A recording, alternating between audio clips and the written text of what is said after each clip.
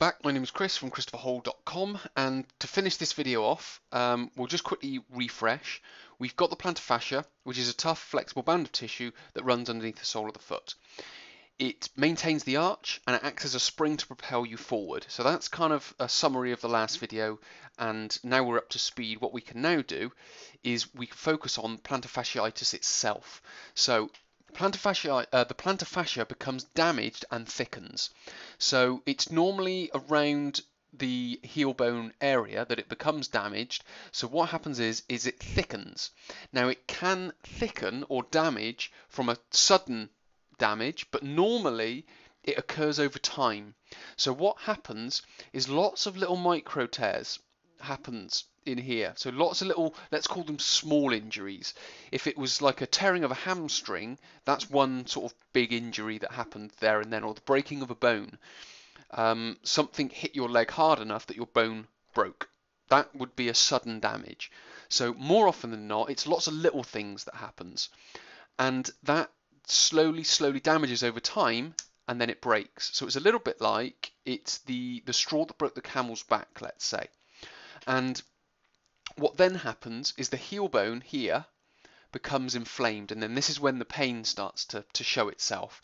So as it's becoming damaged over time with the micro tears, you don't really feel any pain.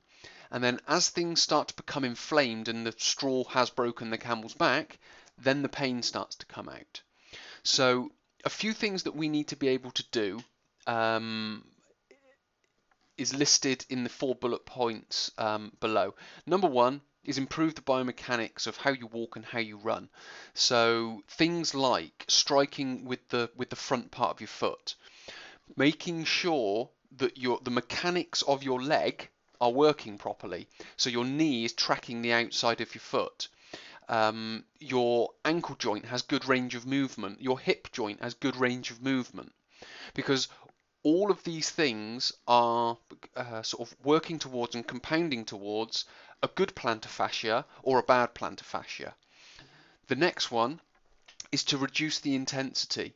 So sort of let's just say the initial treatment would be to reduce the intensity of running, of the amount of time that you're spending on your feet initially, not over time. Then what we need to start doing is stretching muscles of the lower leg and stretching muscles of the hip. Self-massaging, again in the same areas, muscles of the lower leg, and strengthening muscles of the lower leg and the hip as well as self-massaging. And then once we've gone through that sort of initial rehabilitation, it would be then to start gradually increasing the intensity back if we're running and walking and so on and so forth.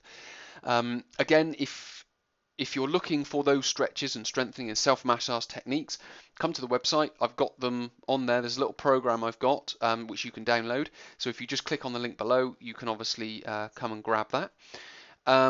Other than that, obviously there will be more videos coming out regarding these types of things, which we'll be able to find out a little bit more. If you wanted to go and look on Google and look on YouTube, you can do.